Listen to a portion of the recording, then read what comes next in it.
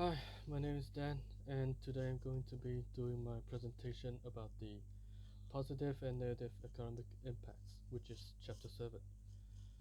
Now, about the components of hospitality and tourism, there are six things: attraction, transportation, travel agents, accommodation and catering, tourism information and guiding services, and tourist operators. So, about the positive impacts, there are direct and indirect incomes, wage, salaries, interest, rent, and profit. Generated revenues comes from servicing and touristic benefits from tourist expenditures.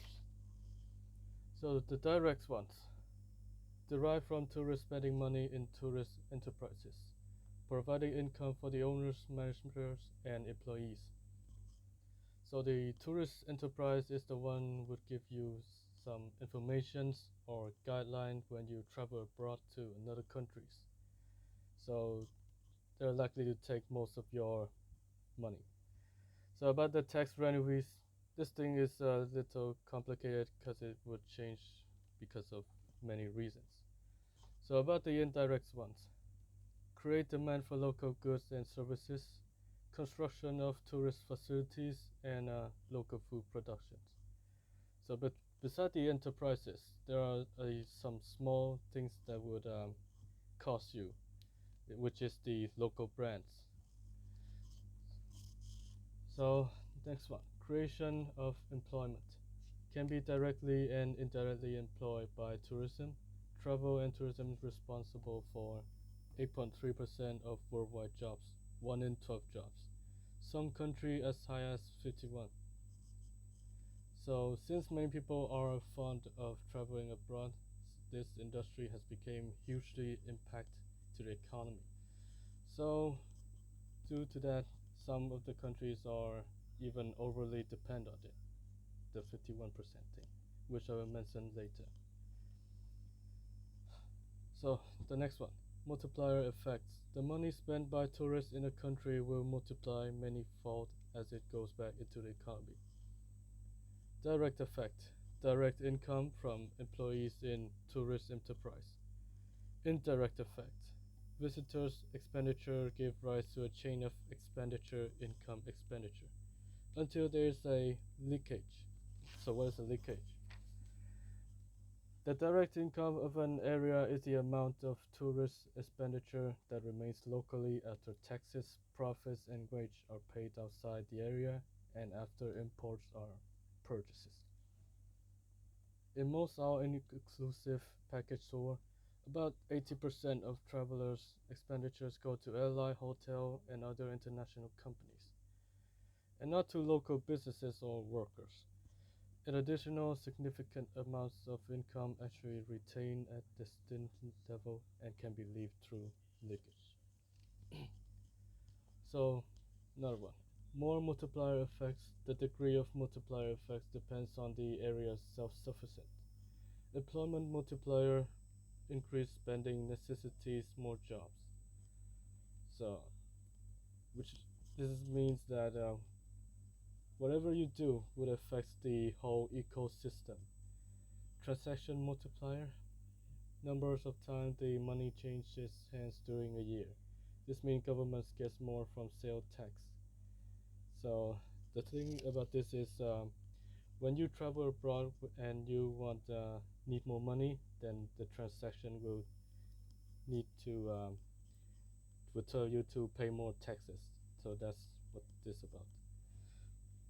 About the balance payment, a country's balance of payments is quantity of its own currency flowing out of the country for purchases, for example, but also gift and intercompany transfers, minus the amount flowing in. So this means this is a small method. Means that money goes minus money comes equals country's balance payment. That's it. For economy to be sound, there should be balance of payments. Funds received against funds paid should pays out should balance. Tourist expenditure is a form of export. So GDP stands for gross domestic product. is a way of a national overall economic activities. It is a value of final goods and service produced during a specific period. It is a measurement of country's total output, which includes everything produced by all people and all the companies in the country. GDP equals country produce and import externally. So the next one is the charts about the impact of the tourism industry. So as you can see, United States are 16 trillion. I just gonna say 16 for short. United States 16, China 8, Japan 5. But this chart is from 2012 and it's 2020 now. So as far as I know, it doesn't change a lot. United States, China, Japan still top three. The money just increased a little bit. So the second one, negative impact. Many foreign ownership an initial stage. It is good as local might not have sufficient capital or knowledge. When the destination is developed, foreign company overcrowd the market and local brand get lost. It can take money out of the economy, causing leakage and multiplier effects. So this thing happens in almost every country. The foreign got more developed products, so they could take over the other locals brand. So yeah, it's a negative one. It attacks the other country's economy. Many foreign ownership, tourism development, and the related rise the real estate demand many dramatical increase building costs and land values.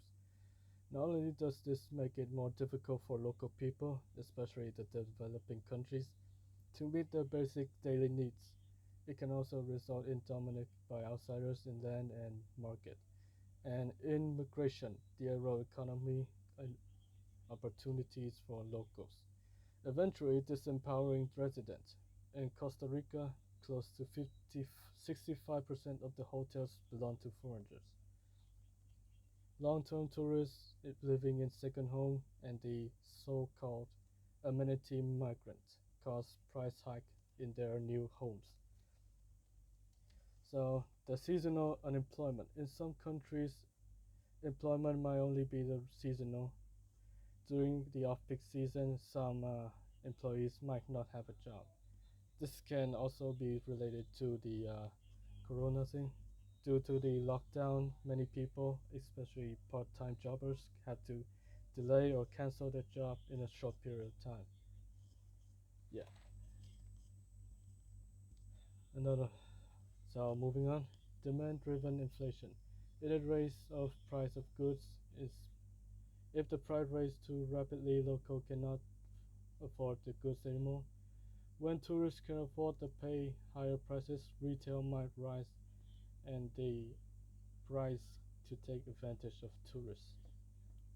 So this also happens in many countries, you know, like when tourists are more wealthy, and they come to another country to visit, to travel, and they find stuff really cheap. And when the shopkeeper finds that they think it's cheap, they will raise the price.